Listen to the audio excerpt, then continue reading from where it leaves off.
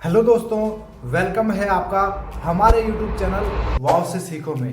तो चलिए आज की वीडियो को स्टार्ट करते हैं। दोस्तों, बात है 1894 24 अगस्त की, जब एक साधारण से परिवार में रहने वाले लड़के को लगा कि मैं अपनी लाइफ में क्या करूंगा, और वो अपनी लाइफ से बहुत ज़्यादा परेशान था। अपने दिनचर्या के जो रेगुलर काम से बहुत ज़्यादा परेशान हो गया था, जिनका नाम है थॉमस बाटा। आपने बाटा का नाम तो सुना ही होगा। आज की डेट में ये एक ट्रेंड है जूतों के दुनिया में।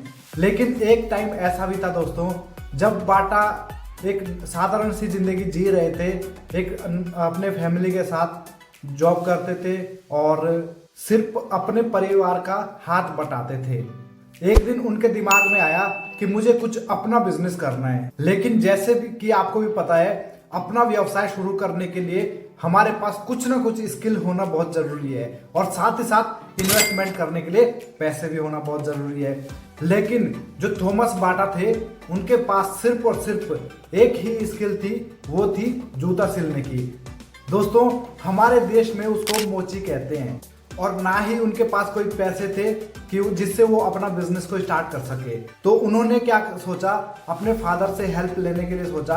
लेकिन उनके फादर ने उनको बिल्कुल भी हेल्प नहीं करी, उनको बिल्कुल भी पैसे देने के लिए मना कर दिया कि अगर तुम्हें बिजनेस करना है, खुद कुछ काम करो और अपना बिजनेस करो। उन्होंने हिम्मत जुटाकर अपनी मम्मी से बहुत ज्यादा रिक्वेस्ट करके उनको मनाया, तब जाके उनकी मम्मी ने उनको 1500 रुपए दिए कि चल इससे कुछ स्टार्ट कर ले। उनकी मम्मी ने उनको पैसे तो दे दिए थे, लेकिन स्किल जो सिर्फ जूता सिलने की थी, उन्होंने उसी में अपना बिजनेस को स्टार्ट करने का सोचा कि मैं जूते की ही लाइन में अपने बिजनेस को शुरू करूंगा। उनको भी नहीं था पता कि आने वाले टाइम में उनका जो बिजनेस है पूरी दुनिया में फैल जाएगा, उनका नाम पूरी दुनिया में होगा।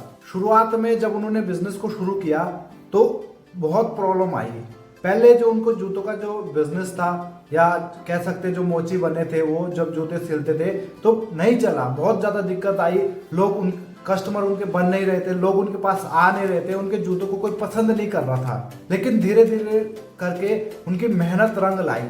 उनका जो काम था, ईमानदारी से उन्होंने मेहनत की थी, वो लोगों को पसंद आने लगी। लोगों को उनके द्वारा बनाए गए जूते, जो कि मजबूत बहुत ज्यादा थे और बहुत कम दाम में वो सेल करते थे, वो चीजें बहुत पसंद आई और उनका बिजनेस बढ़ने लगा। जैसे जैसे उनका काम बढ़ने लगा, उनके दिमाग में आया कि क्यों ना मैं अपने बिजनेस को नेक्स्ट लेवल पे लेके जाता हूं, और उन्होंने कर्जा लिया बिजनेस को स्टार्ट करने के लिए।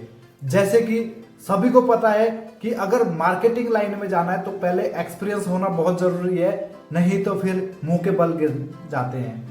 ऐसा ही कुछ बाटा जी के साथ हुआ।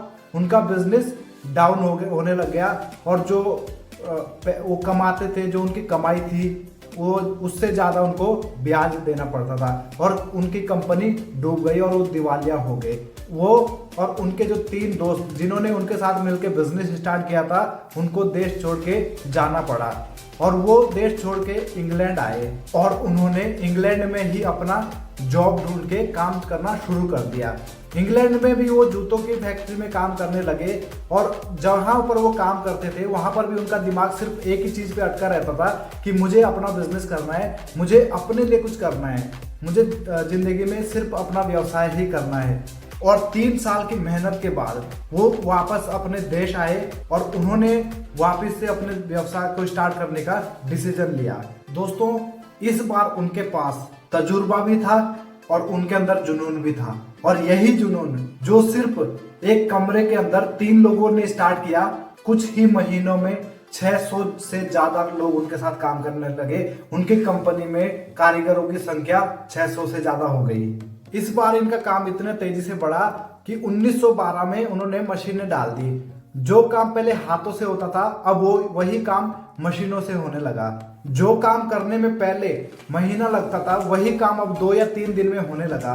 उनका काम इतने तेजी से बढ़ने लगा कि जितने भी आसपास के लोग थे, लोगों को उनके जूते पसंद आने लगे, क्योंकि उनके जूते मजबूत रहते थे, टिकाऊ रहते थे, और कम दाम में वो लोगों को जूते बेचते थे।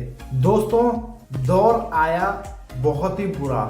सभी को पता है, जो पहला विश्व युद्ध था, बड़े से बड़ी कंपनियां डूबने लगी। हर किसी को प्रॉब्लम होने लगी।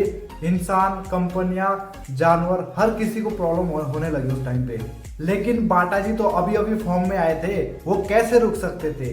रुकना तो था नहीं।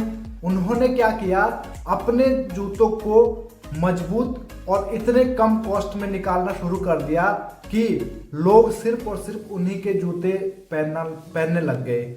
और अब हुआ क्या कि जहां पर लोगों की कंपनियां डूब रही थी, जहां पर लोग गिर रहे थे, वहीं पर बाटा जी की कंपनी ने 15% ज्यादा ग्रोथ करी पहले विश्व युद्ध में भी।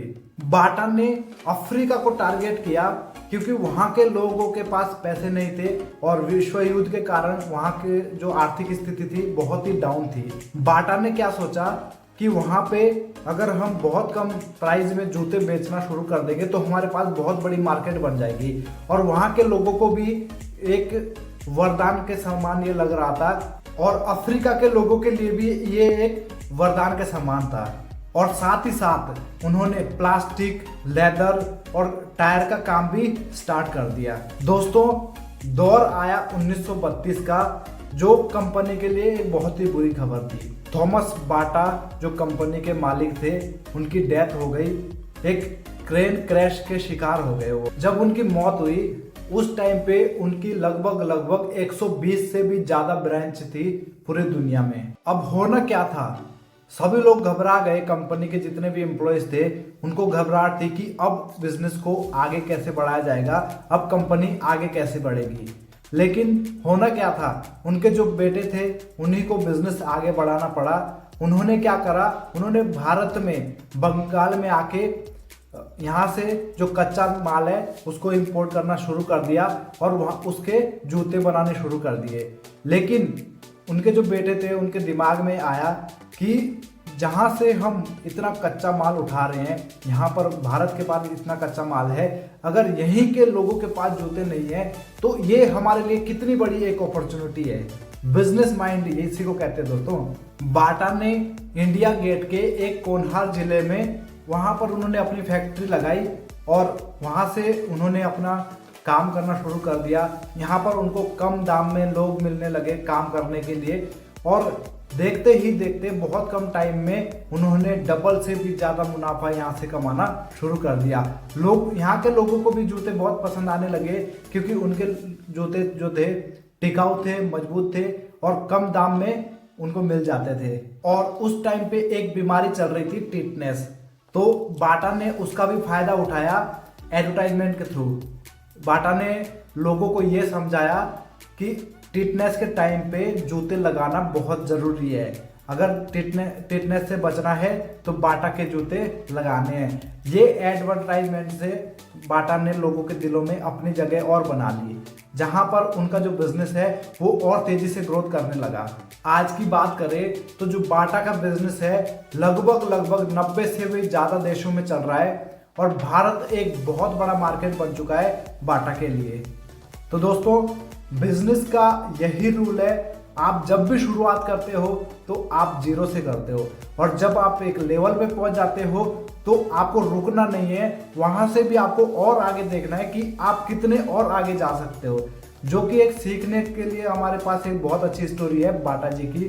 दोस्तों, आपको हमारी वीडियो कैसी लगी कमेंट में जरूर बताएं और दोस्तों अपने दोस्तों को ये वीडियो जरूर शेयर करें जो भी बिजनेस में इंटरेस्ट रखते हैं या कुछ सीखना चाहते हैं अपनी जिंदगी में। और अगर आप हमारे YouTube चैनल पर नए हैं तो सब्सक्राइब जरूर करें और बेल आइकन जरूर दबाएं ताकि हमारे वीडियो की नोटिफिकेशन आप तक सबसे पहले पहुंच जाए।